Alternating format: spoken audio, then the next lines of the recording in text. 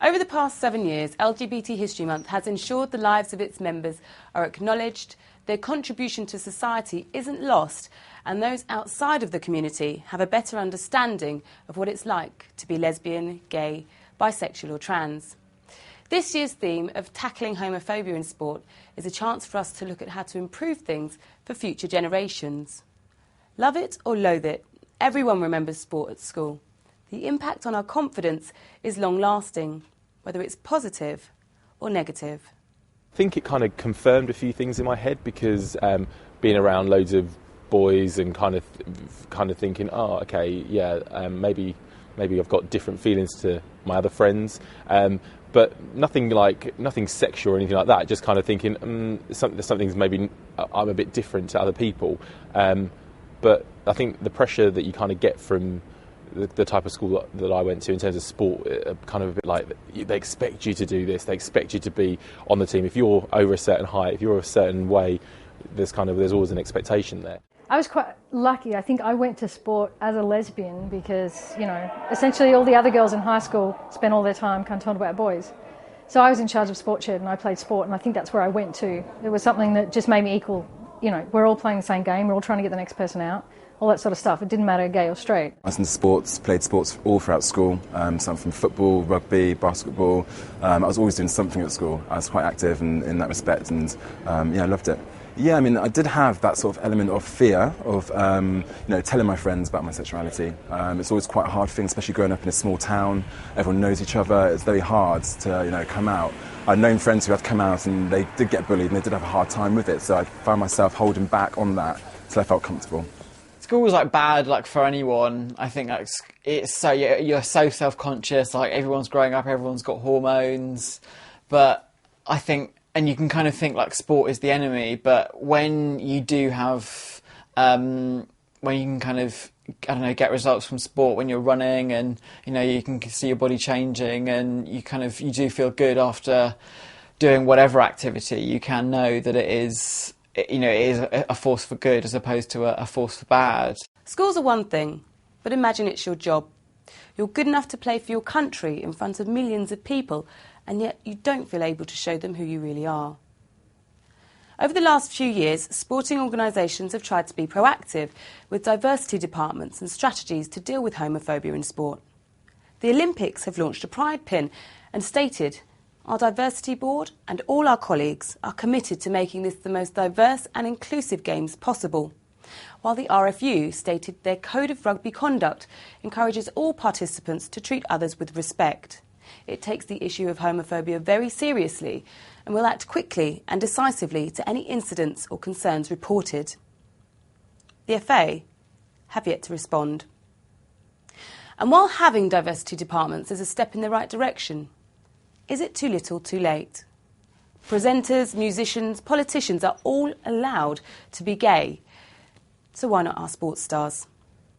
I went to White City to visit sports journalist Mark Chapman and asked him, why is sport so far behind?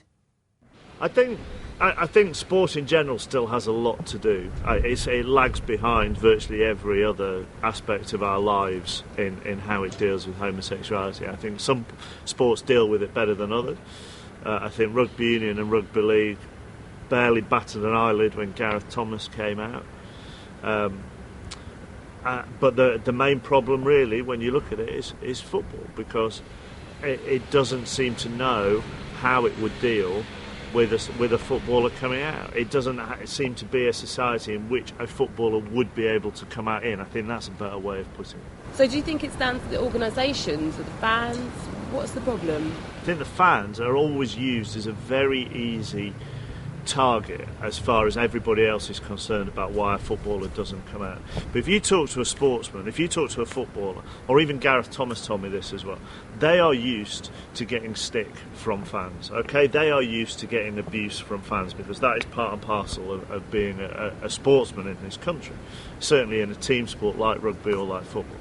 So, and also the fans that I have spoken to wouldn't care whatever their players do in their private lives as long as they produce on the pitch, So the fans are quite an easy sort of stick to beat the game with. Oh, the fans wouldn't allow it. I don't think that's true. I don't think the authorities really know how to create a society within their sport which allows a player to come out. I think that's the main thing. And also, the media would make whoever is the footballer who comes out would make their life hell, because they would be doorstepped by telly and papers and radio, and they would have their private life poured over by the newspapers in particular, and it would be very difficult for them. So what do you think could be done to temper that? Needs to get to a stage with our sportsmen where we're not interested in the salacious tittle-tattle, you know?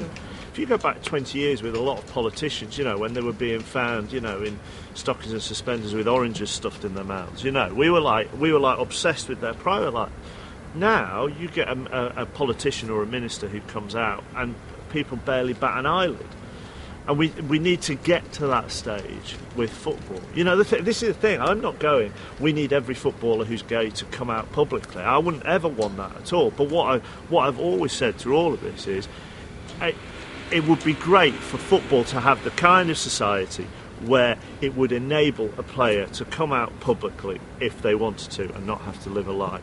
So while football and the media still have some way to go, we should be encouraged by the attitude of our wider society. Each year we have an annual gathering, and in the mid-1980s we'd booked a village hall in Wales, and when they found out who we were, they cancelled the booking. But things have moved on a lot since then. I mean, that was in the 1980s. Now, last year we went up to a small village in Scotland, and we also had a village hall, and, well, we almost took over the whole village. There were so many of us, and we were given a wonderful reception. Perhaps in the past, something like women's football would have been considered like a gay women's sport, and was therefore kind of ridiculed a lot.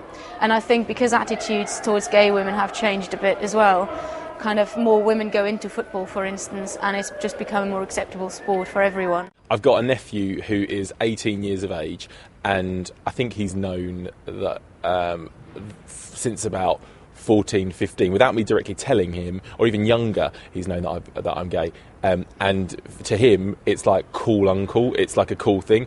And then when you kind of see his group of friends and see who he's socialising with, they couldn't give a damn. They've got gay friends amongst them, and it's nice to see. Actually, I think it's kind of more accepted now, a lot easier, which is great for people to be themselves. But yes, I think definitely it's easier now. In rugby, especially in the last 2 years, we have Gareth Thomas, who came out as the first openly professional gay rugby player, which is awesome. And I mean, he seems like a genuinely kind of nice guy, and he's quite eloquent, so which is good. You know, you don't have this person that doesn't know how to speak properly or kind of reference in proper ways. I mean, he's a good spokesperson for the cause in a sense. So, I mean, it's been really great to see the support and rather the outpouring of support from people all over the world. I mean, he was on Ellen, he's been on some of the late night talk shows and like Oprah over in the States, and everybody seems really supportive, and it's really great for kids that are in the closet, maybe younger, to say, hey, I can still play rugby, even if, you know, my mates are making jokes and stuff like that. You know, at the end of the day, I can stay true to myself and still play the sport that I love.